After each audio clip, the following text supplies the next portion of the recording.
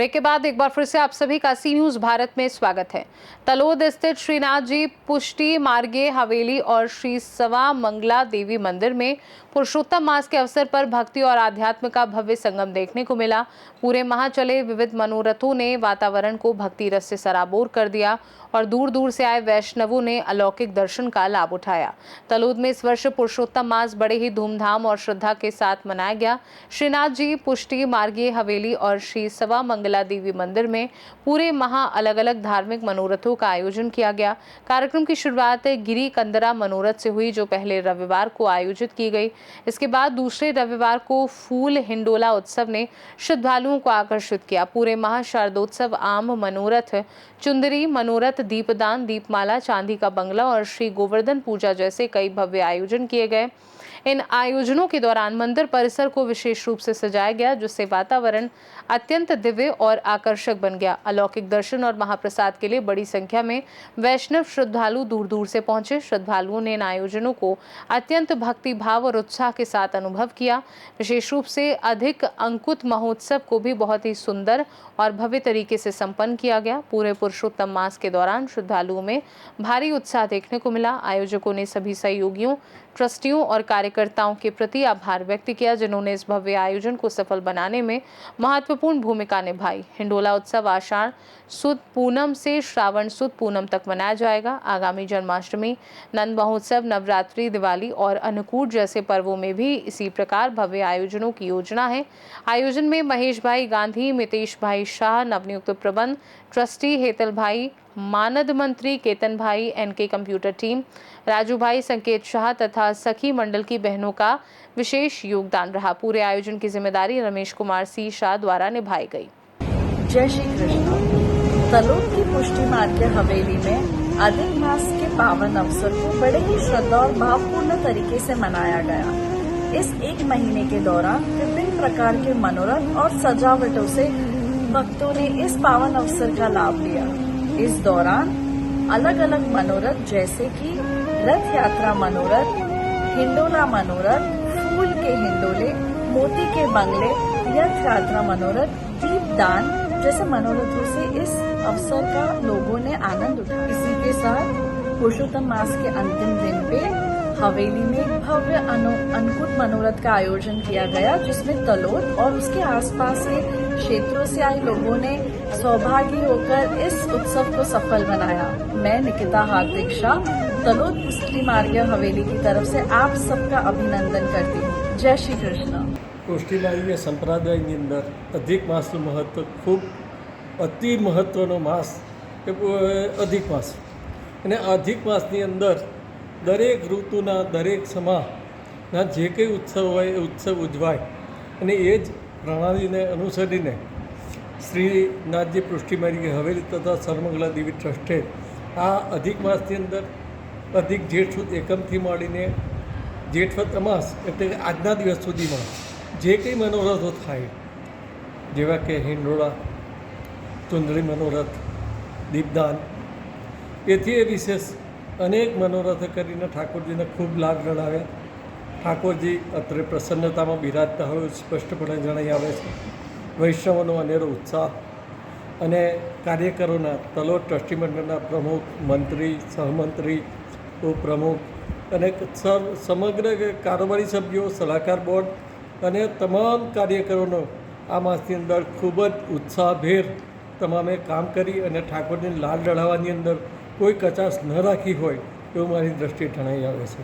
અને એના ફલસ્વરૂપે આજે છેલ્લા દિવસે પણ આજે ઠાકોરજીને અધિક સામગ્રી યાને કે અન્નકૂટ સામગ્રી ધરાવવામાં આવી।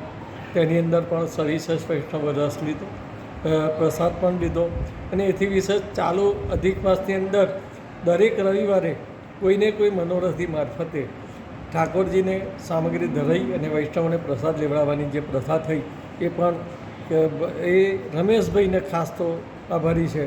અને રમેશભાઈ, પ્રમુખ, મંત્રી અને બધાના પ્રયત્નોએ પણ ઠાકોરજીને ખૂબ લાડ ચડાવ્યા, અને વૈષ્ણવોએ પણ ખૂબ પાંચે રવિવારે પ્રસાદ લીધો અને ખૂબ જ સારી રીતે અધિક માસ ઉજવાયો। અને આપણે બધા જ હવે પછીનો અધિક માસ જે આવે એની આતુરતાપૂર્વક રાહ જોઈ રહીએ। જય શ્રી કૃષ્ણ સર્વને। સર્વે વૈષ્ણવને જય શ્રી કૃષ્ણ. 2 દિવસ પહેલાં અધિક માસ પૂરો થયો છે. અધિક માસ શું છે અને એ ક્યારે આવે છે એ સૌપ્રથમ આપણે જાણવું ખૂબ જ જરૂરી છે. આપણા પુષ્ટિમાર્ગીય તહેવારો, ઉત્સવો લગભગ બધા જ હિન્દુ કેલેન્ડર અને હિન્દુ પંચાંગ પ્રમાણે આવતા હોય છે. હિન્દુ કેલેન્ડરમાં સૂર્ય અને ચંદ્રની ગતિને ધ્યાનમાં રાખીને વાર, તહેવાર, તિથિ બનતા હોય છે.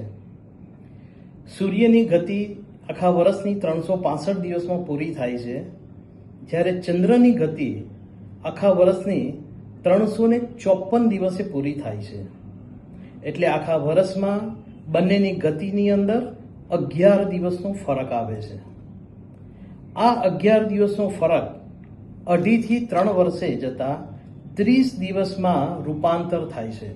એટલે કે 1 મહિનો એનો નવો બને છે, જેને અધિક મહિના તરીકે આપણે વધારાના મહિના તરીકે ગણતરીમાં લેતા હોઈએ છીએ.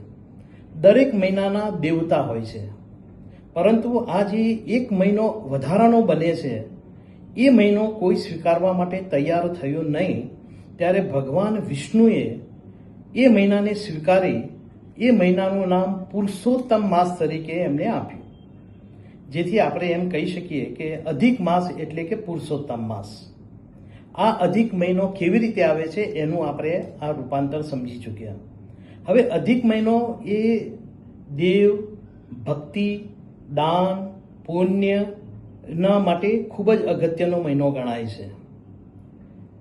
શ્રીનાથજી પુષ્ટિમાર્ગીય હવેલી તલોદ ખાતે આ અધિક મહિનાની અંદર હરરોજ અલગ અલગ ઉત્સવો, મનોરથો ખૂબ જ સારામાં સારી રીતે ઉજવાયા.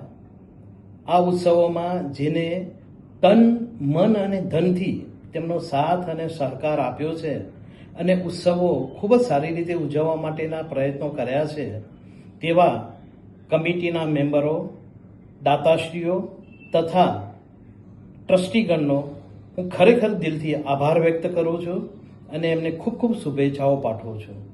દરરોજના મનોરથમાં તલોદના વૈષ્ણવોની સાથે સાથે આજુબાજુના ગામડા તથા શહેરોમાંથી ખૂબ જ વૈષ્ણવોની અવરજવર ચાલુ રહી.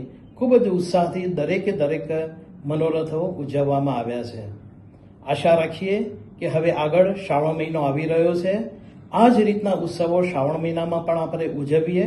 ચલો બધા સાથે મળીએ અને શ્રાવણ મહિનામાં ફરીથી श्री ठाकुर जी ने लाड़ लड़ाविए.